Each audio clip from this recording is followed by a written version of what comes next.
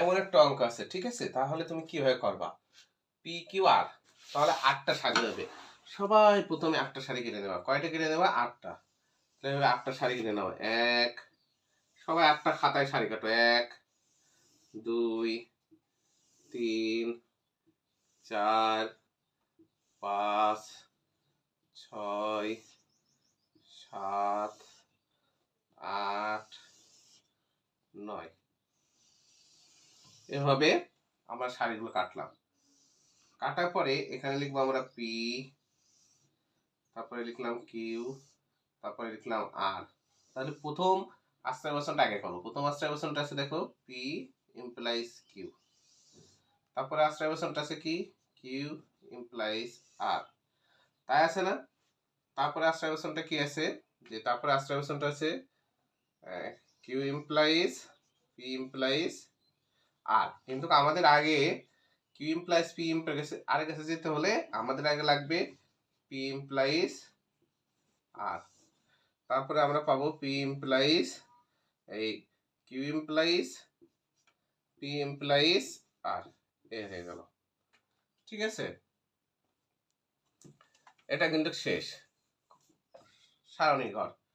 তাহলে এখানে 4টা হবে টি, 4টা হবে এফ। এইগুলো তো সবাই জানো, এই জন্য আমি আর বুঝাচ্ছি না। তারপরে 2টো হবে টি, 2টো এফ, 2টো টি, 2টো এফ। তারপরে একটা টি, একটা এফ, একটা টি, একটা এফ, একটা টি, একটা এফ, একটা টি, একটা এফ। আর বলছে পি ইমপ্লাইজ কিউ, তাহলে টি এফ এ এই তৃতীয়তে আর চতুর্থতে এফ হবে, বাদ বাকি সবগুলো টি হবে। আর কোথাও টি এফ নেই। বলছে কিউ ইমপ্লাইজ আর, তাহলে আমাদের এইটা এটা হবে টি এফ এ এফ, দ্বিতীয় সারিতে এফ পেয়েছি, আর পাইছি আমরা এই ষষ্ঠ সারিতে এফ। আর কোথাও এফ পাচ্ছি না, সবগুলো টি। এর বলছে পি ইমপ্লাইজ আর, তাহলে এখানে আমরা পাচ্ছি দ্বিতীয় সারিতে এফ আর চতুর্থ সারিতে এফ। দ্বিতীয় সারিতে এফ আর কত সারিতে এফ পাচ্ছি আমরা? টি ইমপ্লাইজ এফ এফ আর চতুর্থ সারিতে এফ পাচ্ছি, বাদ বাকি সবগুলো টি। এবার কি বলছে? কিউ ইমপ্লাইজ আর, এখান থেকে এখানে যেতে, তাহলে টি এফ এ এফ, একটা এফ পেয়েছি। আর কোথাও এফ পাচ্ছি কি আমরা দেখবো? না, আর কোথাও পাচ্ছি না, তাহলে বাদ বাকি সবগুলো জি।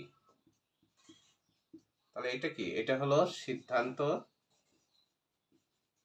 এটা হলো দ্বিতীয় আশ্রয়, এই এটা হলো দ্বিতীয় আশ্রয়বচন, আর এটা হলো একক আশ্রয়বচন। এটা নিচেও লেখা যায়, উপরেও লেখা যায়, সমস্যা নাই। এইবার দেখো, আমাকে দেখতে হবে সিদ্ধান্ত মিথ্যা হয়ে আশ্রয়বচন দুটো সত্য হয়েছে কিনা। হয়নি, আশ্রয়বচন একটা মিথ্যা একটা সত্য, সিদ্ধান্ত আর মিথ্যা কোথাও হয়নি, তাহলে এটাও বৈধ। তাহলে এর বর্ণনা শেষ, সেম। তাহলে আমি আর এর বর্ণনাটা লিখে দিচ্ছি না, সবাই খাতায় লিখে নেবো যে নিম্নয় নিম্নয় বচনাকারটি বচনাকারটি বৈধ। কারণ কারণ সবাই খাতায় লিখে নেবা, আগেরটা দেখে দেখে সবাই লিখে নেবা, ঠিক আছে? এখন প্রশ্ন অনেকের থাকতে পারে যে স্যার এই অঙ্কগুলো কোথায়?